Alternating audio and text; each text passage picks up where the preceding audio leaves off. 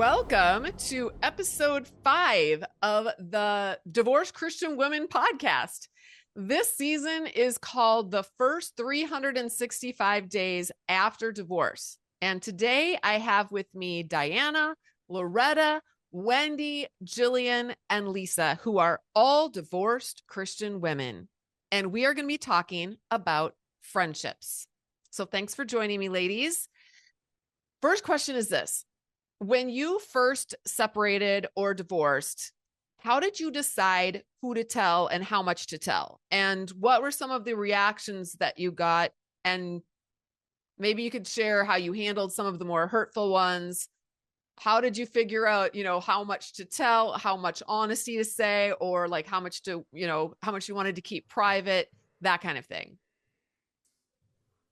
Hey Natalie, Diana here. Hi. So great to be back. I love this podcast and I love talking about all this stuff.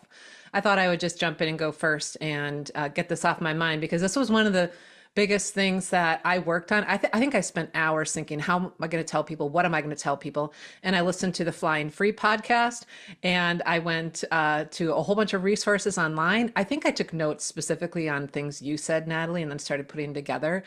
And so I made a list of who I wanted to tell so they wouldn't hear it another way. And then I made myself a one sentence script. And it just went like this. Nice. While our marriage had good in it, my husband persisted with deception and destructive behaviors that undermined our ability to have a healthy relationship. Despite many attempts at counseling and intervention, the harmful patterns continued and it just couldn't sustain it anymore. And when I kept it really high level like that, it felt honest. So I wasn't like trying to be like, oh, he's a good person. Everything was, and not try to throw anybody under the bus. I wanted to be honest, but I didn't think it was my burden to bear. So it was interesting to see that people could respect that. They did not ask further questions because I gave them enough, because it would feel like prying if they asked more. Right. And so then they just respected it. I I love had a great that. experience doing that. Yeah, that is fantastic. And Diana, and thanks, Natalie, for inviting us. I had something very similar where I crafted a little, sentence that I would share. But I kind of went through and thought, who do I value? Who do I want in my life?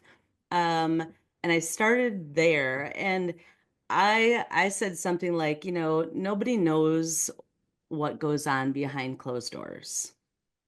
But I have felt like God's leading me every step of the way, and his presence hasn't left me.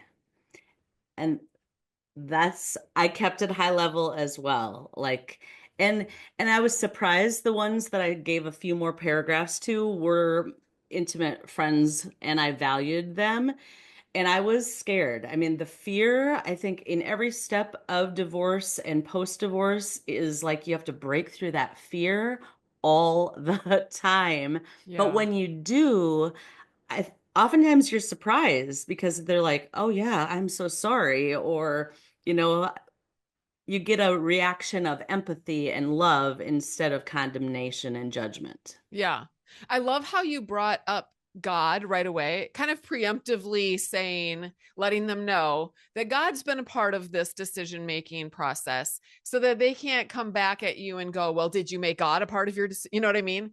And so it Exactly. kind of, yeah, I love that. That's a great strategy. I don't know if you did that on purpose or if Oh, you, yeah. yeah, very, very nice strategy. I sometimes will Thanks. tell people, you can just say, you know, it's so painful. I just can't talk about it. Please pray for me. And then just leave it there, and then let their imaginations go wherever they want to go. But how can they come back and condemn someone who's in deep pain?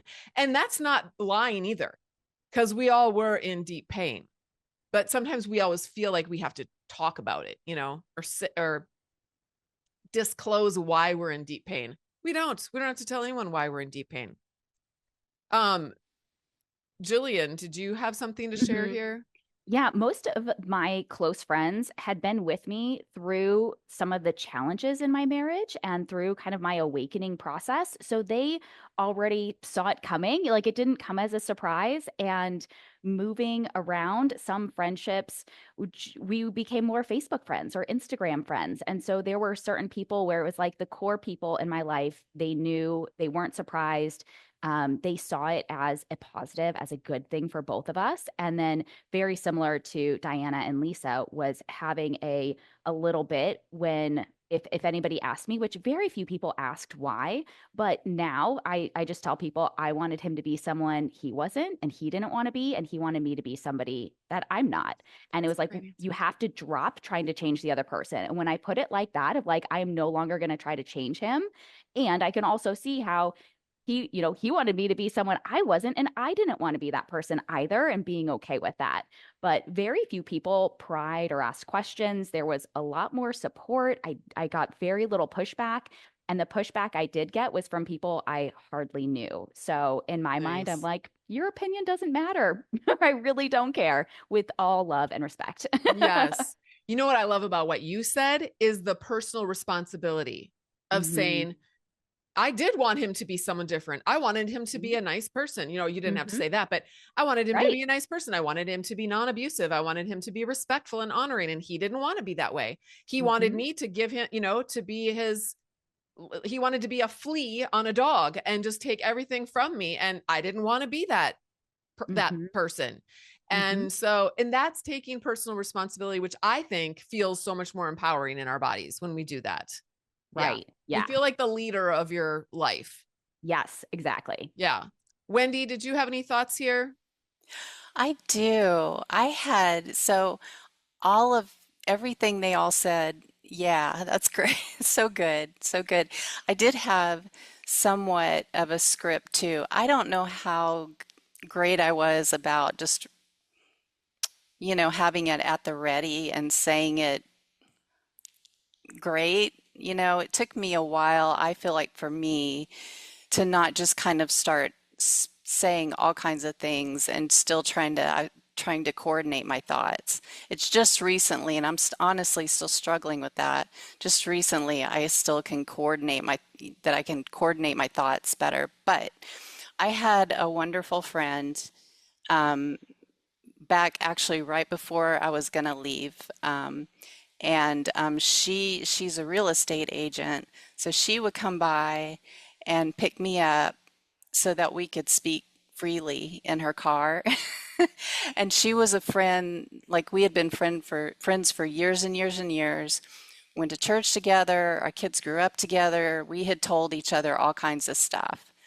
So I felt safe to start, telling. I told her she was one of the first people that and even then I kind of felt like I had to tiptoe into it.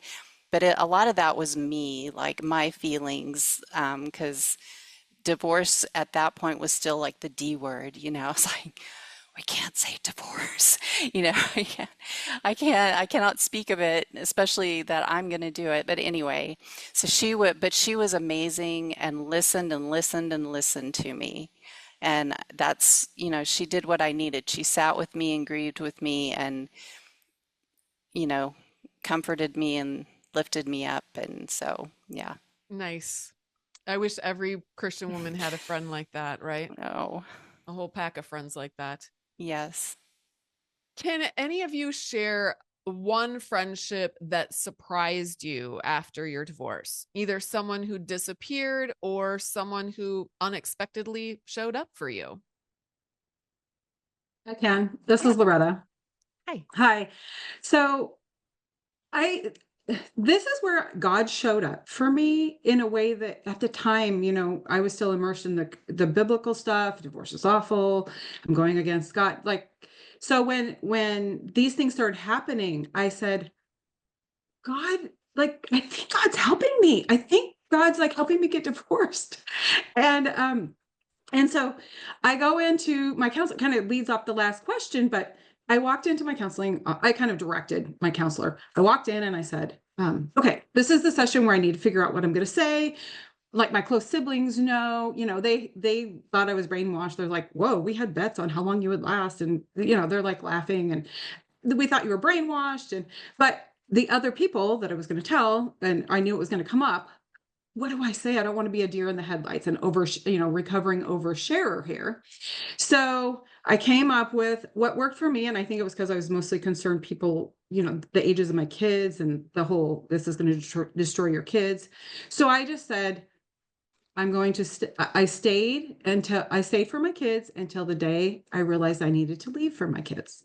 And there was nothing else to say. Yeah. So, I mean, they could have their opinions, but back to the friendship. So right after I had that counseling session, it was like the next day I get an email from a friend. She's not even a close friend. She's like a soccer mom friend, an acquaintance. And she says, can I call you privately without your kids around? So I leave the house and I call her and she says, by the way, someone came to me and is everything okay with your marriage? Are you guys okay? And I'm thinking, I haven't told a soul. I haven't even filed, only my siblings. Like, how do you know? Well, I realized it was probably through my kids suspecting something or complaining to their friends that things got volatile in my home when I stopped walking on eggshells. So I said, well, part of me wants to tell your friend it's none of their business. And part of me wants to say, please pray for our family, right?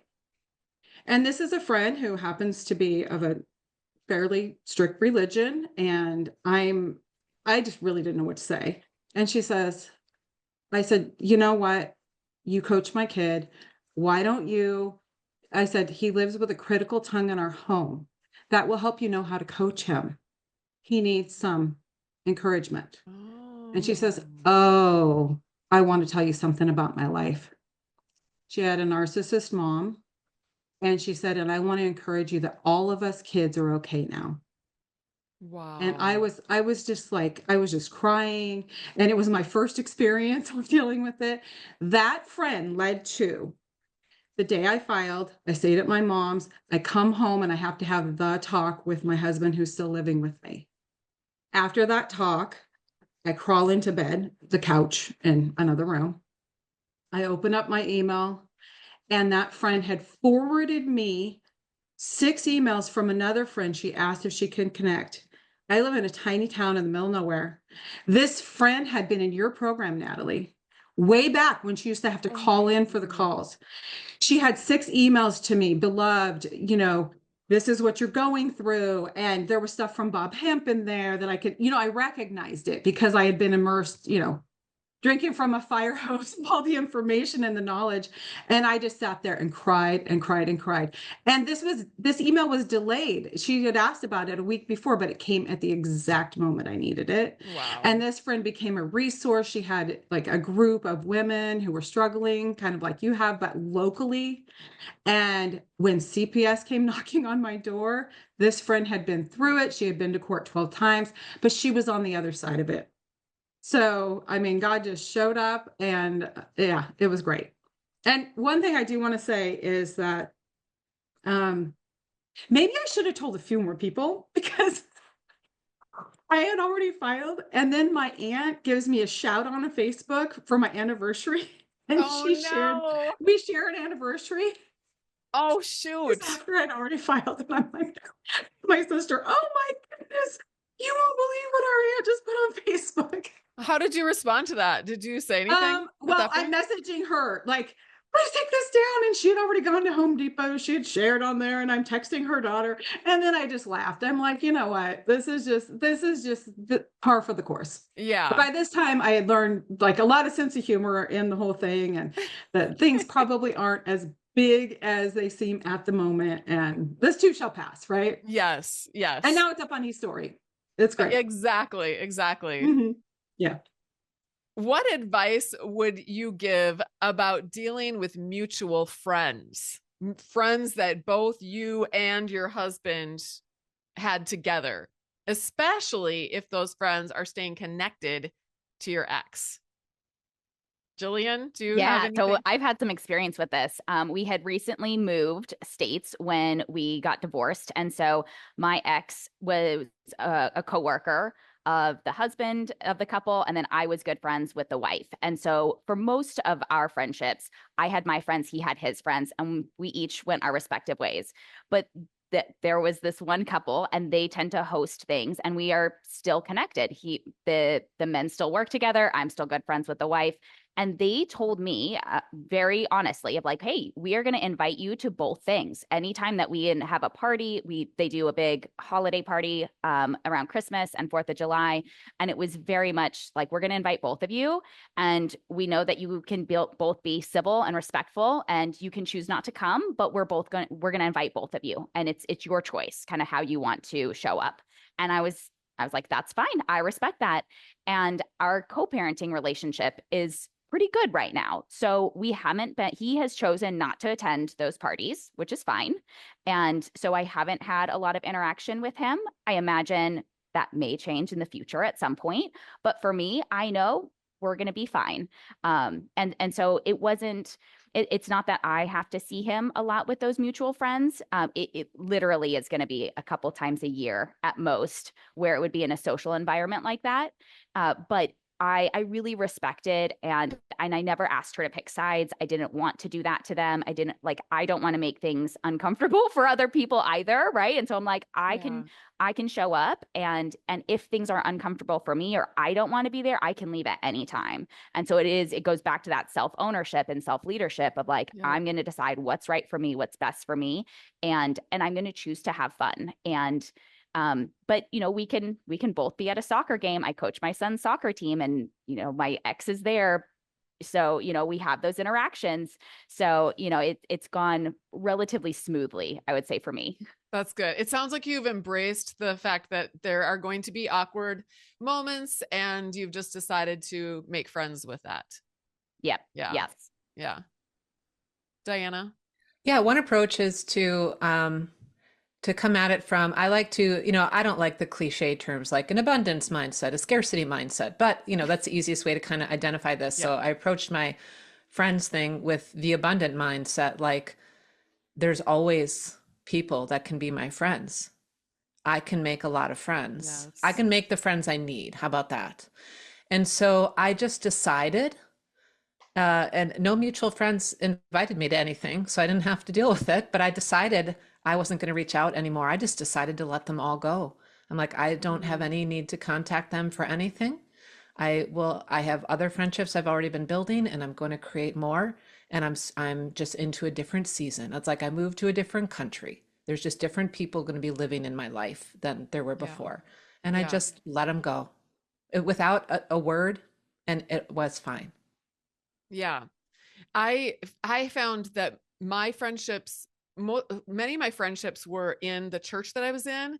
And, in our church, and maybe in a lot of churches, they kind of want you to be involved in a smaller group, especially if you're in a large church, so you get to know intimately a small group of people.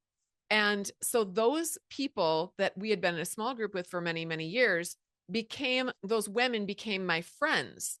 But they weren't necessary. I didn't think about this till later, after the whole thing blew up and they weren't my friends anymore. I didn't think about it at the time, but I realized later that they were my friends because we had to be friends. They weren't the kind of friends that, the friends that you make in high school and college, you just gravitate towards people that you just enjoy being around. And there's like a lot of, I don't know, just magic that happens between you and those friends. I still have friends from high school and college that I still get together with. I mean, we don't get together every week, but we still get together a couple times a year. And those friendships were the ones that lasted through the divorce. When they heard about my divorce, they were like, oh my gosh, what can I do to help you? In both of my divorces, how can I pray for you? Let's get together for lunch. They know who I am. Whereas the other people, the church friends that I had, didn't really know me or care about me in that way. They just, maybe I was just a person that they had to be a friend with, and they didn't really necessarily click with me either. So anyway, I just think what kind of friends we have and what we think a friend is supposed to be is probably very different when we're younger than when we're older and we've got responsibilities and we're a parent and we are in a church and we are required to, do certain things with certain people in our ministry or our small groups or whatever. Okay. Yeah, I've heard it talked about very similarly of like an adult friendship versus a childlike friendship. Yeah. And, it's like when you're a kid, you're friends with whoever's in your class. It's friends out of proximity. It's friends not quite out of necessity, but, it's you ride the same bus or you're in the sports team together. But when you become an adult, you do have more of that authority to choose who do you want to be friends with. And I noticed that some of my friendships have been more of that childlike stage of like, oh, well, we were just friends because we went to the same gym or we were in the same fitness class. And now that I've moved, we're not really that great of friends. And that's okay. And I think Yes. it's like when we can find that peace and contentment and kind of like Diana was saying of like, I can make new friends. I can find new friends. There's new people. There's plenty of people to be friends with. It helps to give you that confidence to do that. Yeah. Yeah. And you don't have to have a ton of friends. They're concentric circles. You can have 2 or 3 really, really best friends, or maybe one best friend. And then you've got other friends on the next circle out, and then the next circle out. And that's been something for me that's been eye-opening. It and helps me accept the different levels of the friendships that I have with different people. All right. So we're going to segue, or actually, I'm going to ask a related question to kind of what I touched on as far as the church or faith community. How did your faith community, or maybe lack of one, impact your friendships during this whole time when you were in the process of rebuilding your life, beginning to rebuild your life after divorce? I'll speak to that. This Yeah. is Lisa.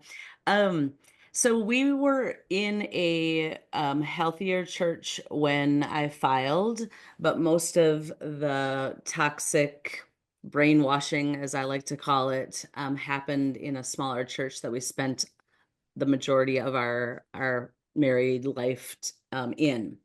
So I was really fearful of what this new church was going to think when this was all going down. And for a time, I didn't go to church. I did the online thing, but I'm a worshiper. So like to worship corporately and to sing and to praise the Lord, like it's super important to me. So because it was a bigger church, I felt like I could just kind of sneak in. But I had one friend from that small church that had gone through a divorce. And I actually reached out to her shortly after I had abruptly left the house before I filed, kind of thing. And and it was a short time, and we found out her story was really my story, and like it was happening more to more couples in that church than I care to realize. But I sat next to her in big church because that was a comfort. So I felt like I had to just kind of sneak in, sneak out, and I was just riddled with a lot of fear. But over time, as I gained my confidence and honestly reprogrammed my thinking on divorce and feeling less guilty, so to speak, um, I've found the friendships, but really when I was scared most about what the pastor was going to think. I'm a 2 on the Enneagram, so what people think of me is like my best thing and worst thing all in one. Yeah. And so I agreed to meet with one of the pastors in big church, so to speak, and I was really scared, and I I was like, I'm gonna tell my story, and if this isn't gonna go the way I think it should, I know that this isn't the church for me. I'm not gonna be able to find a home here. And I was met with such deep empathy and love. It was like Jesus showed up with skin on, and the fact that it was a man and a pastor, like I wept. I literally just wept because that would have never happened over here in small Yeah. church. Yeah. So having those experiences just helped me to gain more confidence in showing up in person, in that faith community. And I found my people, I found a lot of people that have on the other side of divorce as well that shared a lot of my similar story. That's wonderful. I'm so glad you had that experience. I think so many Christians, unfortunately, they have the opposite experience, and it's very traumatizing. Yeah. What, Jillian, did Mhm. you want to share something here? Yeah. So, being that we had moved frequently and had only been in this church a few months when I initiated the divorce, I really was not looking for approval at that point. Like, I got to the point where I did not need the pastor's approval, and he definitely did not give it. And, it was something that I did not expect it to change some of the friendships, but it also showed me that maybe some of them weren't very deep. I kind of felt like I was, friends with other moms who had kids. They were other married couples, and that was the bulk of the church. And so after the divorce, I almost felt like a bit of a pariah, kind of like I had the scarlet A. And it's not that people would still talk to me occasionally, but there seemed to be like a dynamic shift. I wasn't invited out for coffee, or wasn't invited over for play dates, or some things like that. And it also helped me to see that that was not really the church that I wanted to be a part of. And so switching churches helped, but I needed a gap. I needed some time where I wasn't going to church, and I kind of took call it a break, not a break from God, but just from like attending a church on a regular basis. And then I felt really called to attend one particular church, and I've been going there since August, and like that feels like home now. And Good. so I'm finding new community, building new community, and it's also helpful of like building it now post divorce, and it's not that kind of messy middle part.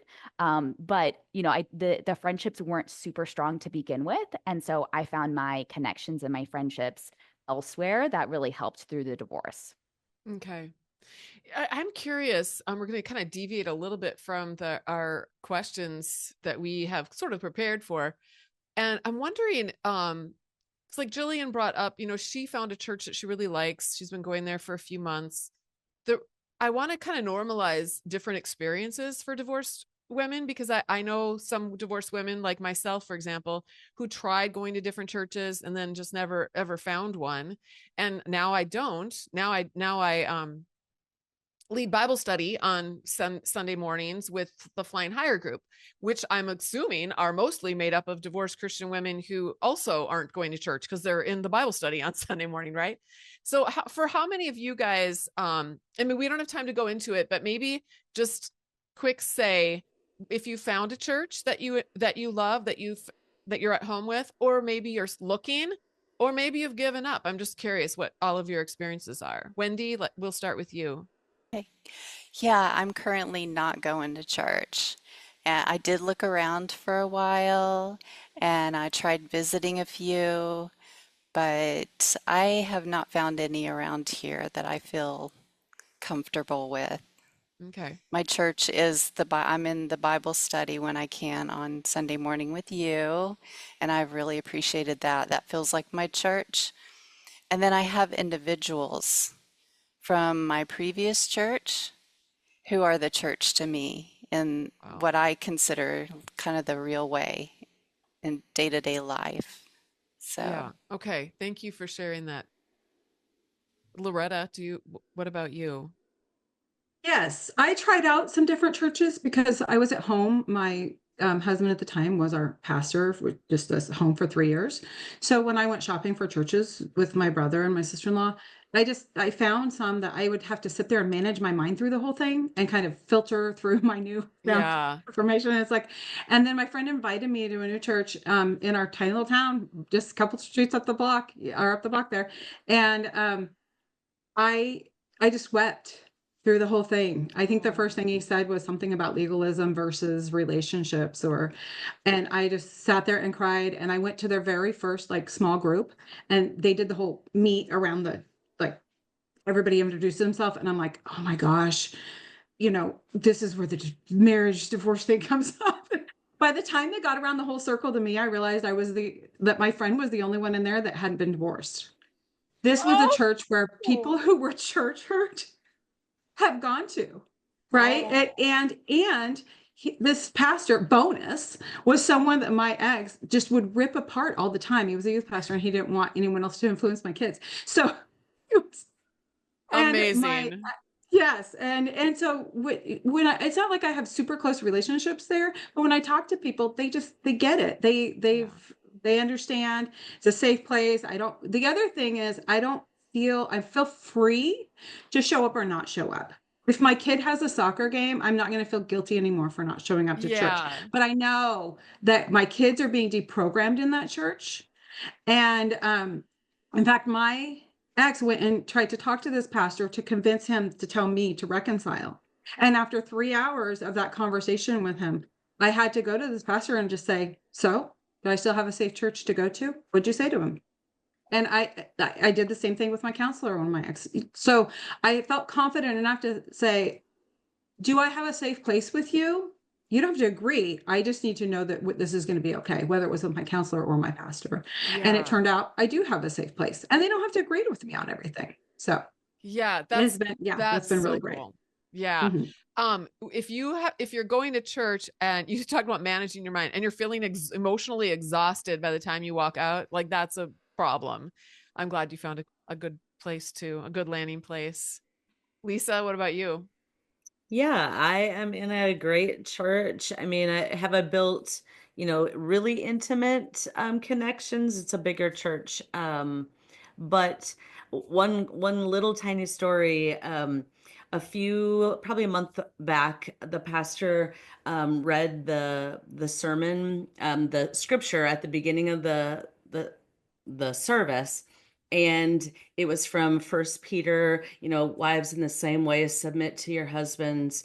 And I bristled. I was like, if I'm out of here. I mean, I was ready to bolt before anything.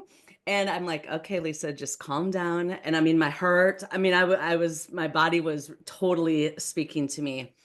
And I'm like, okay, just give him a chance. And he delivered this totally fresh new message that I had never heard that interpretation of those verses.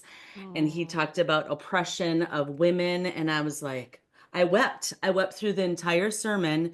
And I'm like, oh, it was just such a healing moment inside the church, which was like, but I emailed him afterwards and I did tell him I almost left. I was ready to bolt at any point during that sermon that he was going to say something.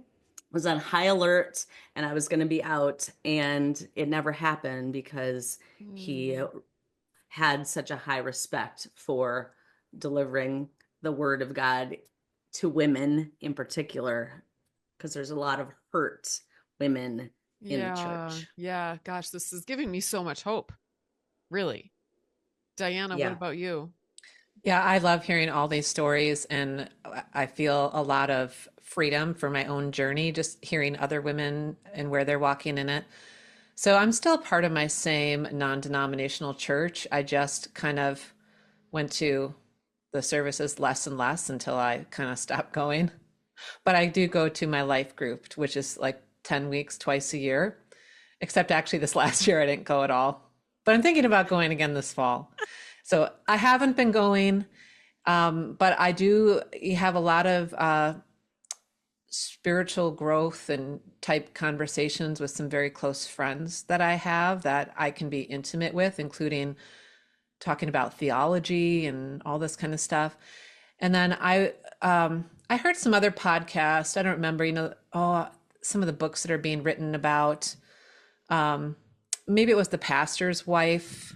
What is The Making of the Pastor's Wife by, is that Barr? I'm not sure, but I heard her on an interview and she was talking about how different churches, a lot of them don't even allow female pastors.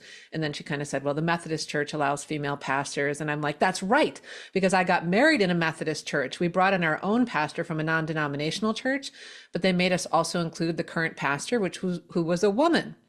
They've been having female pastors for a long time. So then I Googled Methodist church near me. And then I found this one 10 miles away that I've heard of for years, that people in town have always said great things about this church. And for the past 10 years, their head pastor has been a woman. And I'm like, I think I might go try that out. So no pressure. Before the year is out, that's what I'm going to do. I'm going to go check out this Methodist church with a female pastor and go to one Nice. service. That's all I'm committing to. And I don't know what'll happen after that, but again, freedom. We can have freedom in this journey. And I know all of us here, like our relationship with Jesus didn't waver. Yeah. Our relationship with the church has been something we've been exploring, and that's totally okay. Yes. And I think the church has it has something to do with friendships, because that's our community, right? Church is our Totally. community. And yeah. And even if And I you're don't not want to be in community in a scary place. And so it exactly. feels scary to go try places. Exactly. Okay, let's do a round robin, like kind of a really quick I want to talk about red flags that showed you that a friend wasn't emotionally safe for you, but let's focus on friends after divorce. Because we all went through, like when you share that you're going to get divorced. I mean, I had one of my friends came over and she was so nervous. I felt so bad for her. She was just shaking like a leaf, but she felt like God wanted her to tell me, that what I was doing was sinful and I was deviating from God's will for me and blah, blah, blah, blah, blah.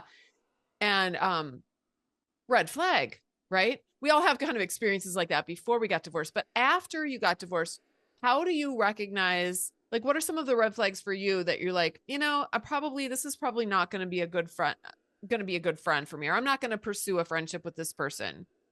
I'll feed him with a long handled spoon, but I'm not going to, go out for breakfast with them on a regular basis. I can talk to that a little bit. So I think when I became much less judgy when I went through the divorce process. And I think people who've been through hard stuff, whether it's cancer, divorce, whatever, they just are more open to people. And when you hear someone criticizing other people, making judgments, and it could just be on the soccer field about the coach or about you recognize manipulation tactics, you recognize just red flags in their relationships with other people even. And so knowing how to navigate, you're like, oh, okay, if they're thinking this about this person or saying this about this person, they're probably going to be, and how do I know that? Because I was that person. Right, because I was always judging myself. So and I just want to talk real quick about, I don't know what book it was that you had us do in Flying Higher, but the permission to have, everybody doesn't have to be your ride or die friend. Like telling myself, I can have a friend who's just my shopping friend. Yeah. They might not think deep, but they're just my shopping friend, and it's great. And just giving myself permission to acknowledge that this other friend is my ride or die friend. That's the person I call to discuss this person, even though they might be my best friend, I'm not going to call them about things with my kids because they have a lot of opinions about that.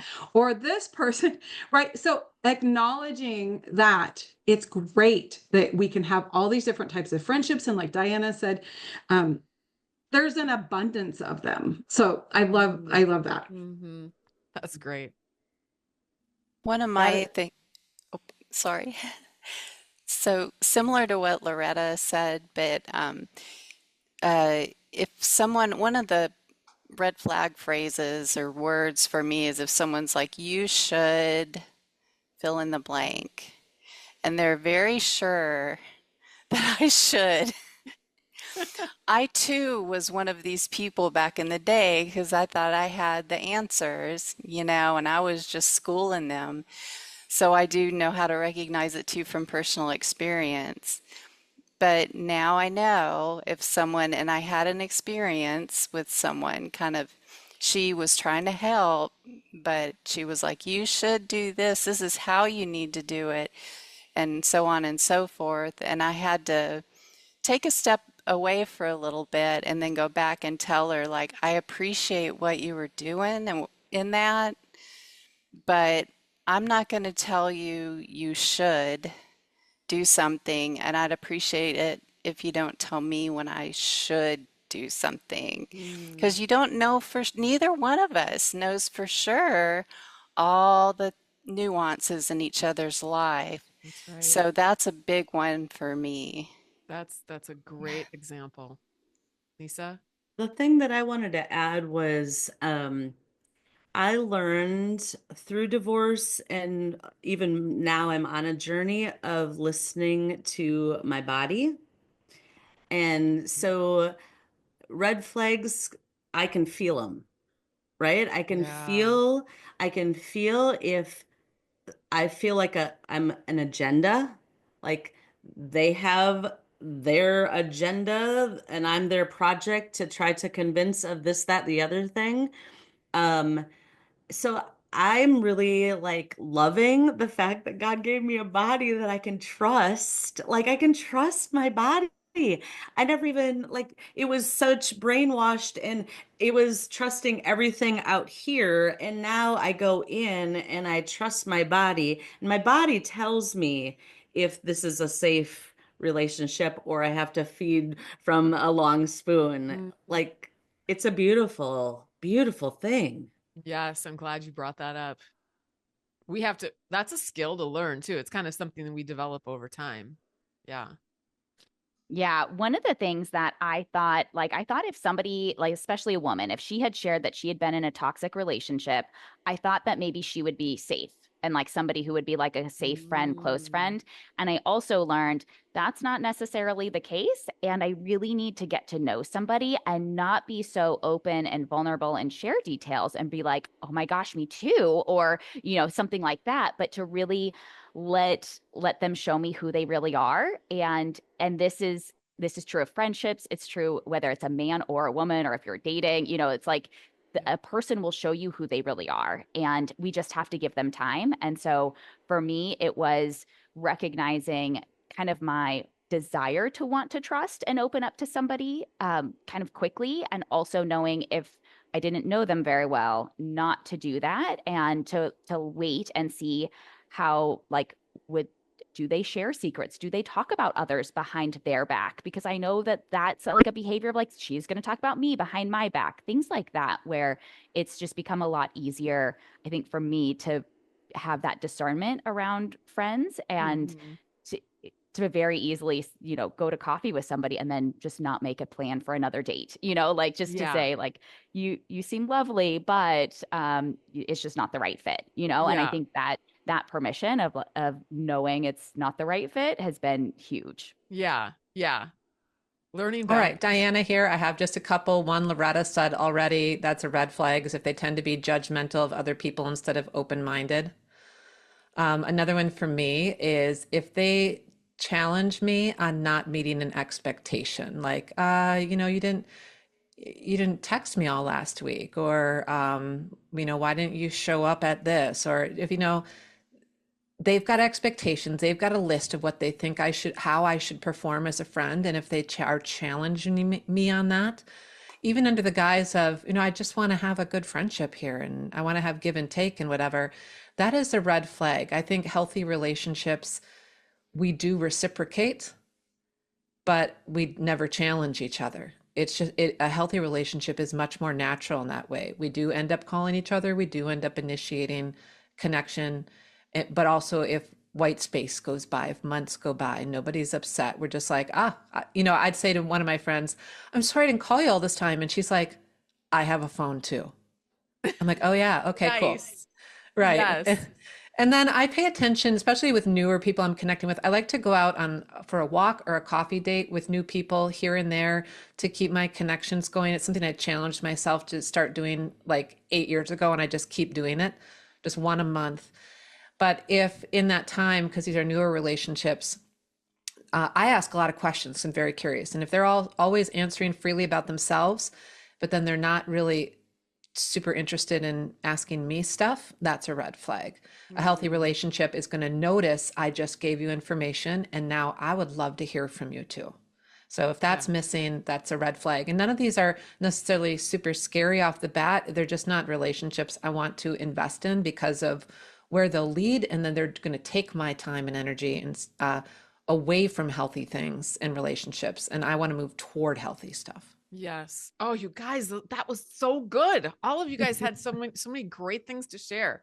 Okay, we're going to close this out by going around and sharing, and you don't have to share, but if you have something that you think would be encouraging to offer to maybe someone who's listening who feels very isolated right now, maybe they're fresh out of their divorce, or maybe they've been divorced for several years and they still just feel like they're not gaining traction in this area, or they're grieving over lost friendships. What would you say to that woman? Diana here. I'll just chime in with a quick one. I would say first, and I know it's hard because you really crave with those relationships. God made us relational. We crave that. Number one, become a really good, awesome friend to yourself. And work on filling that void in yourself first. So you're not going out there trying to pull people in to fill this need for friendship. I mean, again, we were made for that. And so we want that. But if we can be an awesome friend to ourselves first, and in practical ways, I go around saying, look myself in the mirror. Hey, Dana, how are you? Nice job today. I got your back. We're going to do this. I talk to myself either in my head or out loud. And I like hanging out with me. And so be a great friend for yourself first. And I think the rest will feel easier and even be more fun as you go out and try to make new friendships. Yeah. Okay. I'm going to jump in here too, really quick, and say this. I have a program for divorced Christian women called Flying Higher. And that is one of the biggest things that I teach and help women with, is being a friend to themselves. I think that is like probably one of the number one most important things that we can do to heal. And I just, if you're interested in learning more about that, you can go to joinflyinghigher.com. I also want to, maybe while we're going around, we could also share, because these are amazing women here, as you can tell after listening to them talking. They also have different businesses that they have built or grown or that they're working on to support their families post-divorce. Most of us don't have child support or alimony. We are just doing it on our own, and we're the one raising the kids. We're the one, we're the ones still in the thick of it. And I just want to honor their hard work by having them share some of the things that they're doing also to support their families. And then we'll put that in the show notes. So Diana, why don't you, since you just spoke, tell us what you do. Yeah, well, first, I just want to say I love Flying Higher. I love being a part of it and participating in that. And I recommend it to even my own clients. I am a life coach and I have a life coach certification school. And if you want to hear more from me, all you have to do is check out the Renew Your Mind podcast. Yes, the Renew Your Mind podcast. And Loretta is one of your Loretta graduates. is one of my she's Renew Your Mind Institute certified coach. Why don't you go next, Loretta? Yeah. Great. Yes, I actually coach women who are in difficult relationships. And also I find myself coaching more people who are dealing with family of origin things. You kind of gravitate toward things you go through yourself. And but one thing I just want to say to the women who are struggling with friendships is, if you feel, I just coached someone on this the other day. If you're kind of desperate for friends, it's kind of like being desperate for a relationship with a guy. You come across that way, and what you end up is either you're turning them off, which is opposite of what you want, or you end up with not such great quality of friendships, right? And after what you've been through and you've struggled and you've grown, so the more you grow and the more you become authentic, you attract who you are. You're no longer interested in those surfacey relationships, right? And in Flying Higher, I have friends where I just don't like that. I've never liked dating and that little, oh, how are you? Well, what do you like? What's your favorite color? I hate that. I want to go into the deep stuff. You skip all over that in Flying Higher. They know your story. I mean, not everything, but you've just been through tough stuff. Yeah. And those authentic relationships are there. And the healthier I have become, the deeper and the more quality friendships that are attracted to me. Yes. And even though I know I coach a lot of women and I hear them on your podcast, or I'm sorry, in the forum and on your private coaching, Natalie, that they just struggle to find someone and they want someone locally. I'm really busy. So my group chat with my Flying Higher people, I'm good. Or my best friend who lives across the country, who I've seen twice in 20 years, I know I can call her, and just having that connection in my heart and in my brain, like it's security to me to know that they're a phone call away. And I have a great story about your online butterfly boot camp I did. I ended up with like a 6% chance of being in a small group with this woman. She lives 20 minutes up the road from me. And she's so great. And I did end up with a local friend, but this is, 4 years later after being Was through the that just flying. an accident? Did you not know her before? No, I didn't know her, but my friend that I told you about, that was local, who had been through your program, Yeah. he coached us both in the thick of, No like, we way. were mutual. So after flying the butterfly boot camp last year online, I went to her house. We took a selfie together, sent it to this mutual friend. And she's like probably one of my closest, I would consider one of my closest friends, like someone who I call, and we're kind of on the same path. And That's it's just great. amazing. Yeah, but that was because of your program. That's Fun awesome. story. That's a great story. Thanks for sharing that. Anybody else have something? Wendy? Oh my word, flying free and flying higher has been a godsend to me. And I'm a pretty serious introvert and I lurk a lot on there. So, I it's think like I think most of the women actually lurk, and which is totally okay. fine. I be lurking. So I listen to so much on there and, watch the conversations and listen to the coaching calls, all the coaching calls and everything, and just have gleaned so much from all of that and reading the books along with you guys, even if I'm not able to be in the discussions. So yeah, that and the fact to have a group of women, a community, they know what you've been through. And it's so hard to find that necessarily exactly in real life, And so as soon as I got in this community, it was just such a huge relief. It was like a load off. Like I didn't have to explain stuff, you know. All the time somebody's saying something, I'm like, I know exactly what she's talking about, even if it's a different circumstance. So that has been so life-giving for me. So thank you. Yeah. And yeah, I'm an artist and an art teacher. I teach mostly junior high art. My friend was just telling me, one of my friends yesterday, she's like, I could not, I could not do what you do, like especially with junior high. But I love it. They're a hoot. They're a real hoot. But I do that in person, and I'm working on some classes on OutSchool, putting more self-paced class on that, if you've ever heard of that platform. And then I'm at WinCat Designs on Instagram, and I've got this one of those Linktree links that has all my shops and everything. I've I've just done like a multitude of side hustles. I was just telling Natalie last time, but because that's worked for me and I love it. So Yeah. yeah, Yeah. got that. And then friendships, I try to come at it with an attitude of like, yes, been working on myself and will continue. But also, if I'm kind of feeling lonely or something, to come at it like, what might one of my other friends be feeling right now? How could I show compassion to her?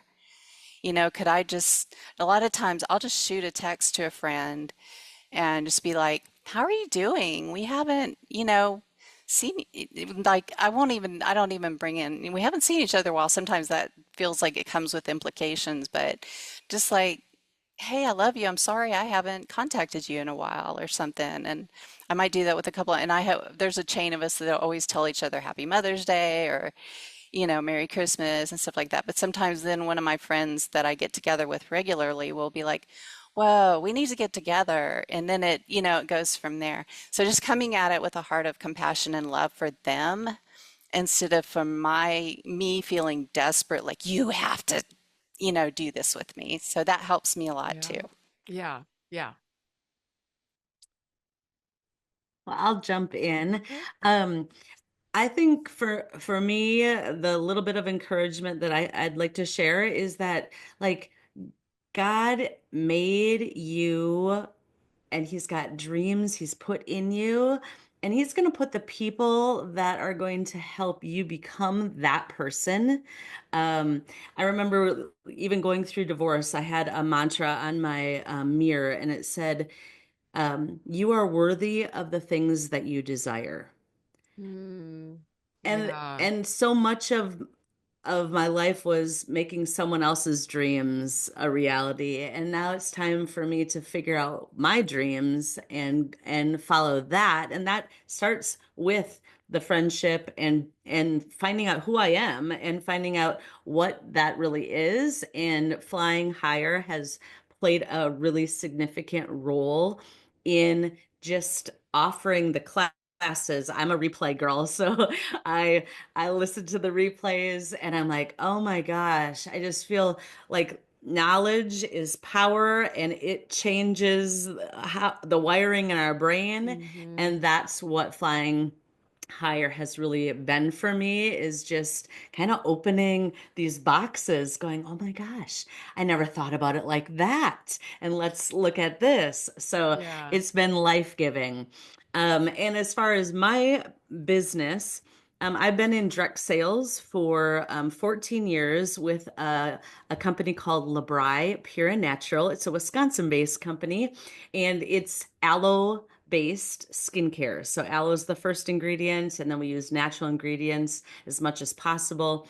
And I love sharing it because I'm also a cancer survivor. So the clean, non-toxic, affordable is my jam. But my real passion is helping women create that side hustle to be able to get an income source on their own so that they can feel the confidence to leave a toxic marriage if Yeah. that's where God's leading them. Yeah. I will say, for those who are listening to this on a podcast app rather than watching it on YouTube, Lisa does have very beautiful skin. Oh, So you're so just kind. saying. Thank you. Jillian. Yes. So with the friendships, one of the things that I realized was that some friendships are here for a season and some are going to, for some people, well, I would say probably all, but like some seasons will be longer and some seasons will be shorter. And Yeah. so that has helped give me a sense of peace. And having a lot of friends spread out around the country, family spread out around the country, it's been pretty easy to be able to maintain those kind of online digital friendships as well. And that's one of the things that I loved about Flying Higher. And I started in Flying Free and then joined Flying Higher. And it's been great to continue to nurture those friendships and to have a place where you are believed. And I think that was a big thing for me when I was first thinking about telling people about the divorce or what and how much. And it's who's like, are people actually going to believe me? Because my ex were some really great masks. And Yeah. so you can come into Flying Higher though, and you like, we believe you, like if anything, we are going to love and encourage you not to gaslight yourself, Yeah. and so it's such a great group of women. And I am also a life and weight loss coach, and I help women lose weight and end emotional eating after being in toxic relationships. And for most of them, it is marriage, and so they are divorced. For some, it also includes childhood trauma and growing up with a narcissistic parent, because it changes our brain and our brain structure and how we're wired. And there can be a lot of fear of success and fear of good things because we're just waiting for the other shoe to drop. And it does show up with food and in those habits and in pursuing any goal, but weight loss is often one of the challenging ones that we face. So, Yeah. so I yeah, I am have on a my, podcast called oh, go ahead. Hungry for Love. Yeah. Oh, I love the name of that. Oh my Yeah, gosh. thank you. Okay. That's amazing. I'm actually learning about how stress it impacts my metabolism and Hmm. my cortisol levels and then my glucose and the whole thing. I'm on that Yeah. journey right now too. So what you're doing is really important, I think, for all of us who are recovering. Yeah. All Thank right, you. ladies, this has been amazing. Thank you so, so much for spending time with us. And for those of you who are listening, thank you for listening. And until next time, fly higher.